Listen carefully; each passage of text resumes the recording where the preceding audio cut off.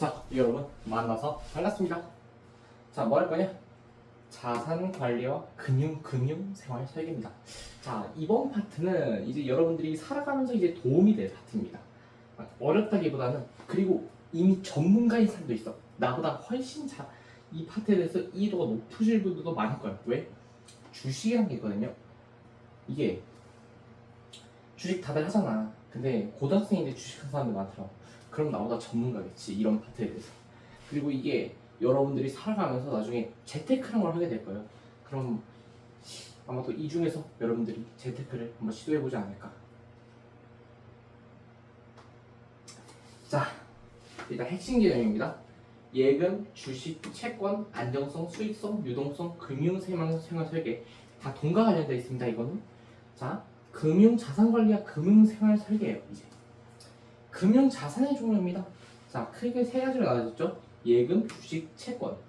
예금하고 주식은 어디서 들어온 것 같아? 채권이 뭐예요? 하신 분 있을 수 있습니다. 설명을 드릴게요. 자, 예금은 무엇인가요? 약속된 이자를 받기로 하고 그러니까 약속된 이자를 받기로 하고 금융회사에 돈을 맡기는 금융자산입니다.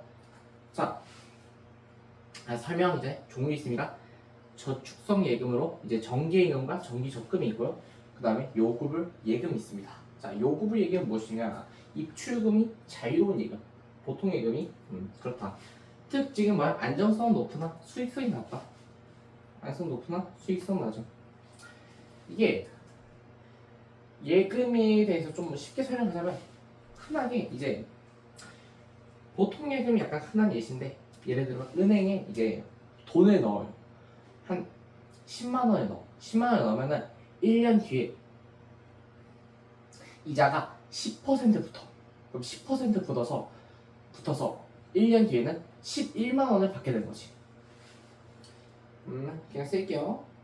10만 원을 보통 예금에 넣었어. 근데 1% 10%야, 10%. 아, 이게 진짜 많이 주는 거예요. 원래 이렇게 안 줍니다.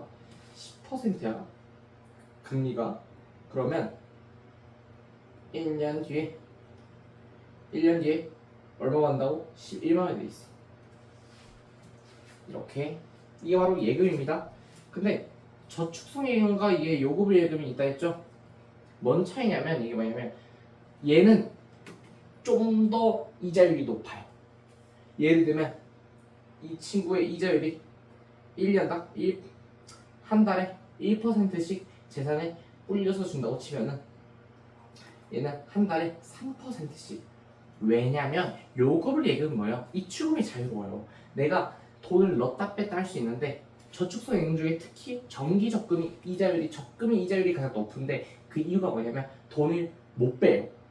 돈을 예를 들면 10만 원을 넣으면은 이 적금 일이 만기될 때까지 돈을 못 돌려받아. 근데 돌려받을 수는 있거든. 돌려받으면 이자가 삭제돼요. 그냥 내가 넣은 돈만 받는 거야. 그런 차이가 있다. 그래서 안정성은 높지만 수익성이 낮아. 왜?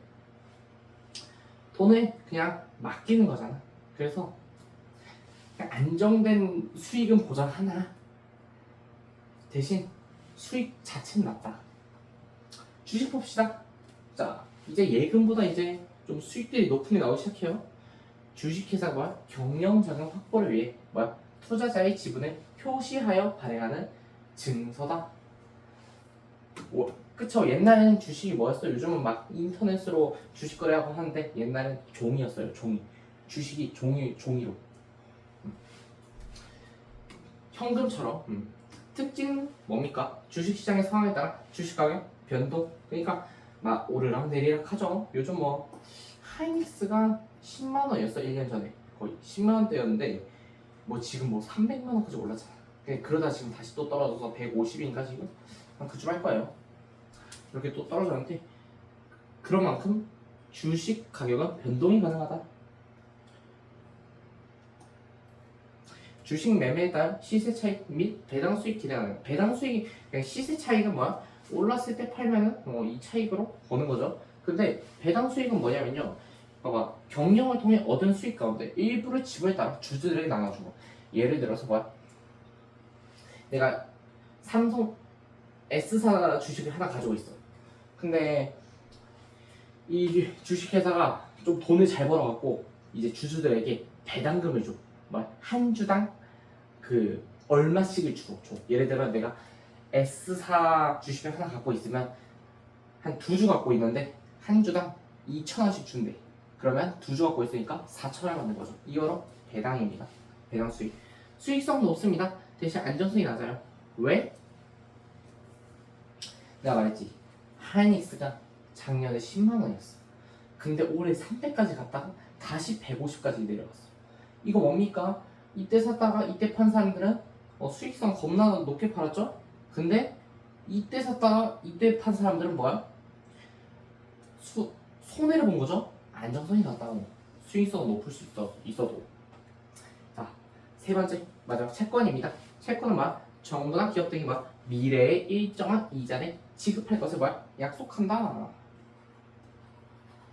약속하고 투자자로부터 돈을 빌린 후 제공하는 증시다. 자, 특징은 뭡니까? 정해진 기간 후 이자와 원금을 돌려받을 수 있다. 채권 매매에 따른 시세 차익 및 이자 수익 기대는 주식보다 안정성이 높다. 그러니까 채권의 특징은 뭐냐면요, 여러분들. 나라가 망하지 않는다면 채권은 거의 사라지지 않고요.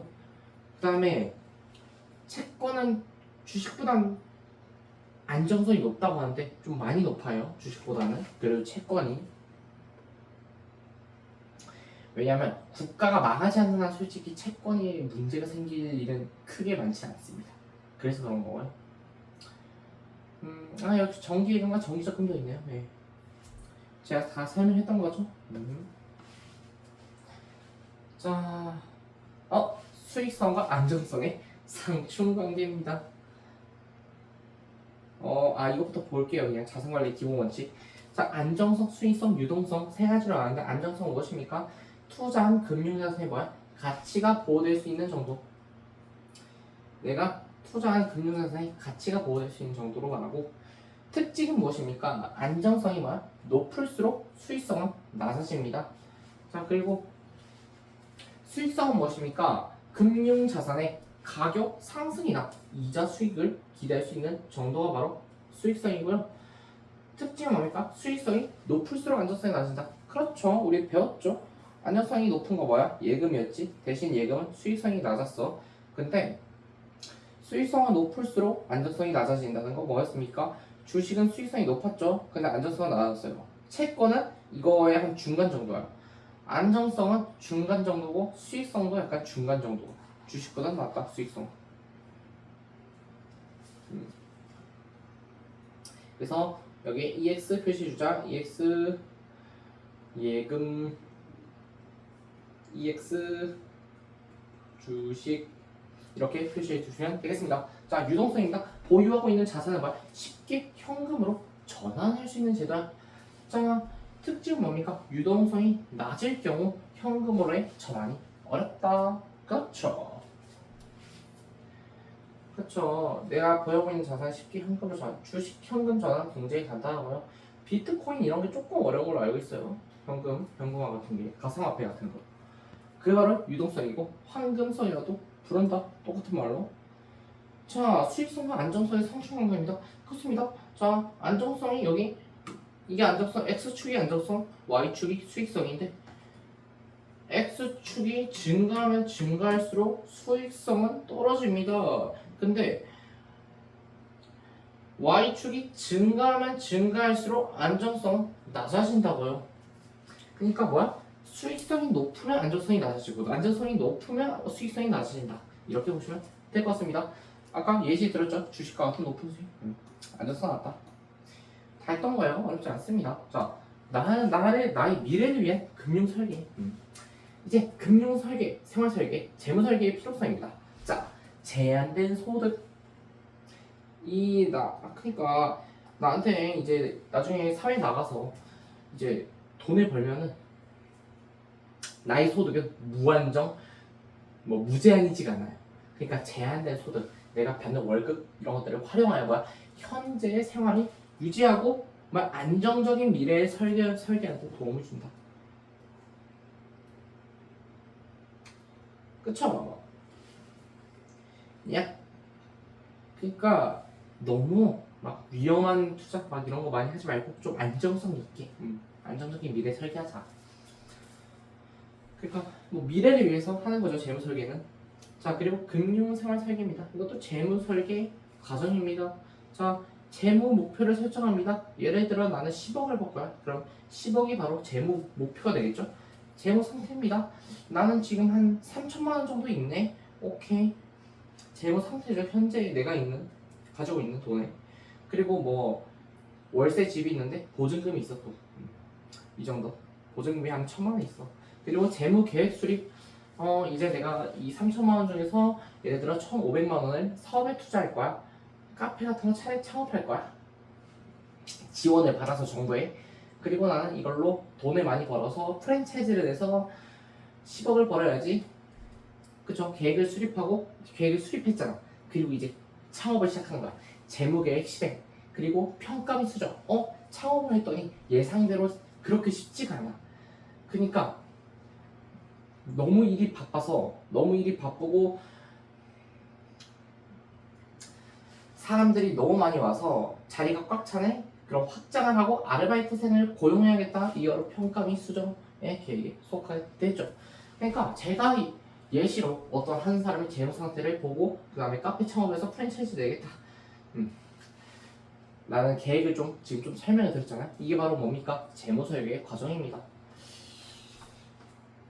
조금 제가 말을 제대로 못하겠어요. 여기 재무 설계에 대한 설명도 나있네요. 뭡니까? 자신의 생애 주기별 과업을 실행하기 위해서 재무 목표 설정하고 미래의 수익과 지출을 예상할 과업 달성에 필요한 구체적인 계획을 세우는 과정이 바로 재무 설계입니다. 자, 그리고 뭡니까? 두 번째 개념이 바로 나와있네요. 경제적, 정치적, 사회적 환경 변화와 금융 의사결정. 자, 경제적 환경의 변화입니다. 자, 일자리 시장이 안정적이고 소득이 증가할 경우. 그러니까 증감, 안정적, 불안정적 둘 다 써놨죠. 자, 안정적이고 소득이 증가할 경우로 봅시다. 개인은 소비자와 저축, 투자를 늘리죠. 그쵸? 안정적이고 내가 돈이 좀 여유가 있고 소득도 증가하면은 이제 생활비 제하고 남는 돈이 좀 생길 거 아니야? 그럼 저축하거나 투자를 하겠지. 예금을 하거나 그러니까 주식을 한다는 거야. 근데 불안정적이고 소득이 감소해. 그러면 빠듯하잖아. 빠듯한데 내 생활 하는데도 빠듯하고 내 생활비도 줄여야 되고 저축도 조금 해야 될 거 아니야. 개인은 소비와 저축, 투자를 줄이겠지. 그치? 돈이 없으니까.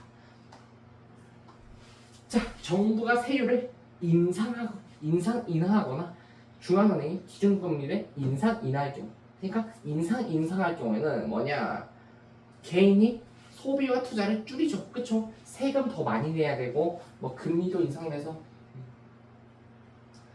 이제 그쵸? 막 대출이나 막 이런 것도 힘들잖아.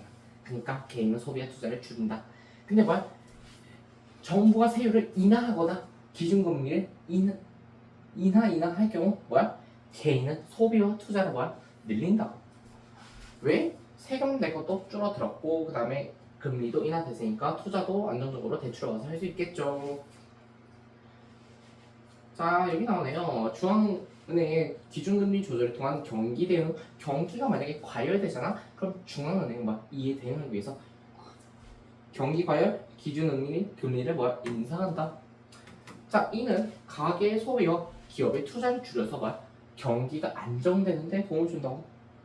진정되는데 도움을 준다고.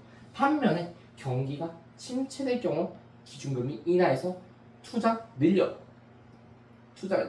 경기가 부양 되는데 도움을 준다고.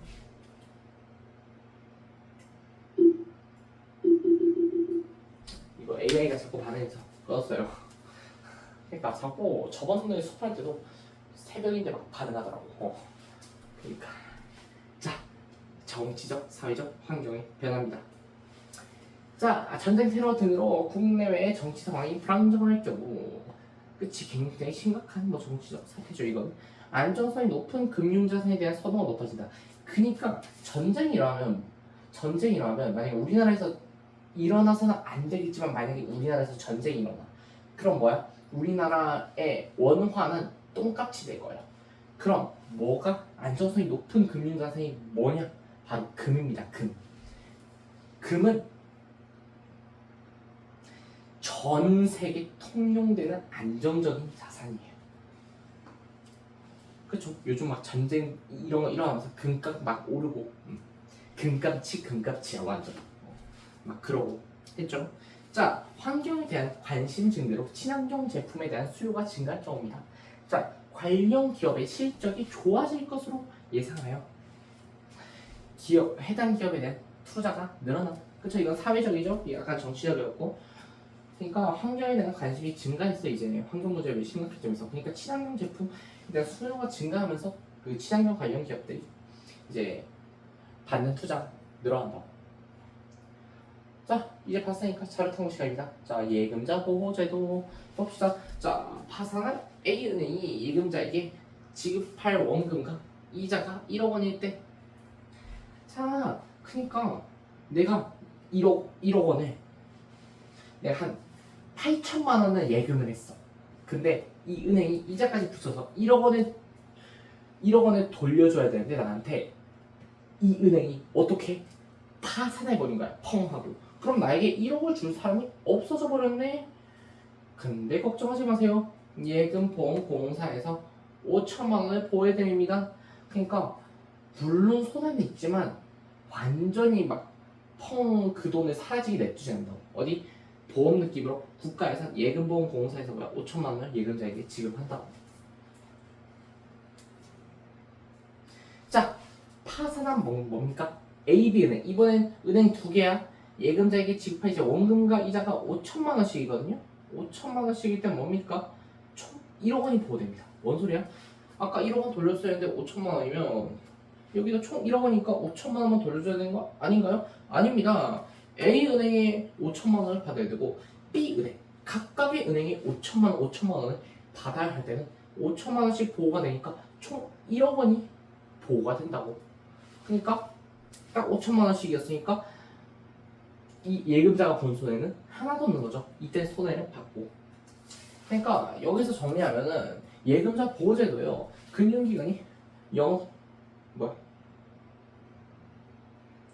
영업정지, 파산 등으로 예금자에서 예금을 지급하지 못하게 될 때 보험공사가 예금자에게 예금보험금을 지급하는 제도입니다. 자, 예금보험공사는 금융기관으로부터 예금보험료를 그러니까 예금보험공사도 그냥 생으로 보호해주는 게 아니라 이런 금융기관들한테 돈을 받는 거지. 매달 이제 보험료를 따라서 기금을 적립하였고 금융기관이 예금을 지불해서 얻게 되면 일정 금액 한도 내에서 예금보험금을 지급한다. 예금자 보호는 금융기관별로 각각 적용되면 예금보험금은 동일 금융기준 기간 내에서 원금과 이자를 합하여 1인당 최대 5천만 원까지 지급된다. 언제 기준? 2024년. 지금 뭐 다 알려나 아직 안 찾아서 모르겠네요. 한번 알아볼까? 최고 1억 원이네. 아, 바뀌었습니다. 원래 최고 5천만 원까지 2024년 기준이었는데 2025년 9월 1일부터 얼마? 최고 1억 원. 2배가 나왔네. 좋습니다. 자, 자료입니다. 수익 극대화보다 사고에 따른 이거네. 다양한 금융자산 펀드 보험연금, 펀드 보험연금, 펀드랑 개념이 또 나왔고 보험연금을 좀 들어보셨을 겁니다. 자, 펀드는 무엇입니까? 금융기관에 돈을 맡겨서 대신 투자하도록 하는 거야. 그러니까 이게 펀드는 뭐야? 기업 약간 전문가들한테 내 돈을 맡겨줄 테니까 내 돈 알아서 굴려보세요. 그럼 그 내 돈의 수익률의 몇 %를 드릴게요 하는 겁니다. 그러니까 금융기관에 대신 투자하도록 하는 겁니다. 그래서 예금보다 내가 돈은 많은데 돈은 많거나 내가 재테크를 아예 몰라. 그래서 누가 좀 대신 해줬으면 좋겠어. 그게 바로 펀드입니다. 예금보다는 높은 수익률을 기대할 수는 있지만 오히려 원금을 까먹을 수도 있겠죠. 전문가라고 해서 주식의 시장을 뭐 다 예측할 수 있는 게 아니잖아. 그런 것처럼. 자, 보험 봅시다. 자, 장래에 예상되는 위험을 보험회사에 전가하는 대가로 보험료를 납부하는 상품으로 사망, 상해 등의 위험을 대상으로 하는 생명보험, 재산적 손해 등을 대상으로 하는 손해보험이다. 그쵸? 일단 상해보험 같은 것도 있죠. 사망하면은 뭐 얼마 지급하고 상해, 내가 뭐 다치면은 치료비로 얼마 지급하고 매달 보험사에 돈을 내고 그리고 재산적 손해 등을 배상하는 보험은 뭐냐면 화재보험입니다. 만약에 집에 화재가 났어. 그러면은 재산이 다 잃는 거잖아요. 그 화재 보험이 만약에 들었다면 그럼 최대 뭐 몇 천만 원까지 최대 뭐 몇 억까지 보상을 해주는 거 화재에 대한 그런 재산적 손해들을 대상으로 하는 손해보험도 있다. 자 보험이 여기 있네요. 수익 극대화보다 사고에 따른 손실 최소화를 그쵸? 이거는 보험은 수익을 낸다는 개념은 좀 아니죠. 다르죠. 뭔가 보험을 든다라는 말 있잖아. 안전하게. 자 연금입니다. 자 연금은 뭐야? 노후생활 안정을 위해 필요한 자금을 적립하여 노령 퇴직 등의 사유가 발생했을 때 약속된 금액에 지급받는 금융자산. 그렇죠. 우리나라 국민들은 보통 이제 국민연금을 또 들죠 이제. 그래서 매달 얼마씩 돈을 냈다가 나중에 일정 나이가 지나면은 그때부터 매달 국가에서 돈을 받거나 그 회사에서 연금 회사에서 돈을 받는 식으로. 그쵸. 국민연금처럼 국가가 운영하는 연금과 개인연금처럼 개인이 자율적으로 가입하는 연금을 구분할 수 있겠죠. 자, 대표적인 금융자산에는 예금, 채권, 주식 외에도 펀드, 보험, 연금 등이 있다고 말해주는 거였고 설명도 받고요. 자, 생애 주기별 수입과 지출 곡선입니다. 자, 파란 곡선은 뭡니까? 소득 곡선이고요. 주황색 선은 뭡니까? 소비 곡선입니다. 자, 한번 볼까요? 그쵸. 유소년기에는 주로 보호자의 소득에 의해 의존하여 생활한다. 그쵸. 이 주황색 표시는 뭡니까? 소득이 소비보다 작다. 노란색 표시는 소득이 소비보다 크다. 그리고 다시 주황색 표시 소득이 소비보다 작다. 자, 이제 나이별로 X축을 두고 이제 한 건데 유소년기는 뭡니까? 주로 보호자에 의해 소득에 의존하여 생활하죠. 그쵸? 뭐 유소년기 막 태어났을 때 응리응리 하면서 내가 돈 벌 거야? 그런 거 아니잖아. 그러니까 엄마 아빠 즉 보호자의 소득에 의해 의존하여서 이제 내가 버는 소득은 거의 없다고 봐야죠. 그때 소비가 훨씬 많죠. 그때. 근데 청년입니다. 이제 취업하면서 이제 안정적인 소득 얻죠. 이제 근데 아직까지는 소비가 좀 더 많아. 근데 이제 중장년이 들어가면서 이제 좀 직업에 대한 안정성도 찾고 이제 회사에서 약간 계급도 높아지고 이러면 연봉이 올라가죠. 그럴 때 이제 뭡니까? 이제는 소비보다는 소득이 더 높아진 거야. 소득은 가장 높지만 자녀 양육과 자녀 결혼 등으로 소비도 늘어나죠. 왜냐면 소비는 쭉 늘어나다가 줄어드는데 이때 뭐야? 보통 아기를 낳거나 그렇죠. 그러니까 자녀 양육하는데 또 이 단계에 있는 친구들이 양육해야 될 거 아니야. 그때보다 또 소비가 늘어난다. 그것 때문에. 그만큼 대신 소득도 늘어나서 소득이 더 많긴 하다. 이때 그래서 이제 그 미래에 대한 노후 대비를 하기도 하죠. 이 시기에